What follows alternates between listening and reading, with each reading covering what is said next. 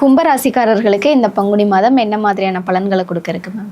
கும்பராசி 12 ராசிகளில் லாபஸ்தானத்தை சொல்லக்கூடியது. கும்பராசின்னு சொன்னாலே எப்படி விருச்சக ராசியை ரொம்ப டாப்பாக எல்லா சேனல்லையும் பேசுகிறாங்களோ அதுக்கு ஈக்குவலானது கும்பராசி. அடிபட்டுருக்கு, ரொம்ப டென்ஷனில் இருக்காங்க. இப்போ நீங்கள் ஒரு 10 வயசு குழந்தைய கேட்டாலும் எனக்கு தலைவலிக்குதுன்னு சொல்லும். ஏன்னா அந்த ராகு இருந்து அவங்க பீடிகை, அந்த பாம்பு அந்த எப்படி ஒரு மனுஷனை சுற்றி வலிக்குமோ அதே அந்த மாதிரி ஒரு இக்கட்டில் இருக்காங்க.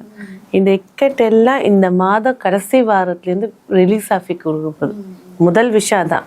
ஃபஸ்ட்டு அவங்க சந்தோஷமாக சிரிக்கலாம்.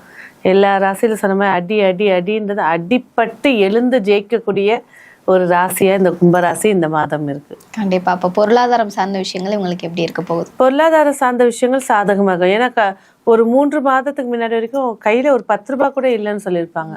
பேங்க்ல இருந்திருக்கும், எல்லாம் இருந்திருக்கும், அர்ஜென்ட்டுக்கு ஒரு இடத்துல இல்லாமல் போயிருக்கும். ஆனால் இப்போ ராசிநாதனே தனஸ்தானத்தில் இருக்காரு. சுக்கிர பகவான் உச்சமடைஞ்சு பயணிக்க போறாரு. வருமானம் ஃப்ளோ ஆரம்பிக்க போகுது. Okay ma'am. இப்போ ஆல்ரெடி வேலை பார்த்துட்டு இருக்கவங்களுக்கு சம்பள உயர்வு அந்த மாதிரியான விஷயங்கள்லாம் நடக்குமா? சம்பள உயர்வு சார்ந்த விஷயத்துல இவங்களோட பேர் ஸ்டார்ட் ஆக போகுது. அதோட தன்மைகள் 3 மாதத்துக்கு மேலேயோ இல்லை 6 மாதத்துக்கு மேலேயோ ஒரு தினக்கூலி ஒரு ஆள் 200 ரூபா வாங்குறாருன்னு வச்சுக்கோங்களேன். இந்த மாதத்துக்கு மேலேருந்து ஒரு 250 240 அப்படின்னு ஒரு மகிழ்ச்சி இருக்கும். Okay ma'am. இந்த மாதம் இவங்க புதுசாக தொழில் ஸ்டார்ட் பண்ணலாமா? இல்லை, இந்த காலகட்டம் இவங்க தவிர்த்துறது தான் பெஸ்ட்டு.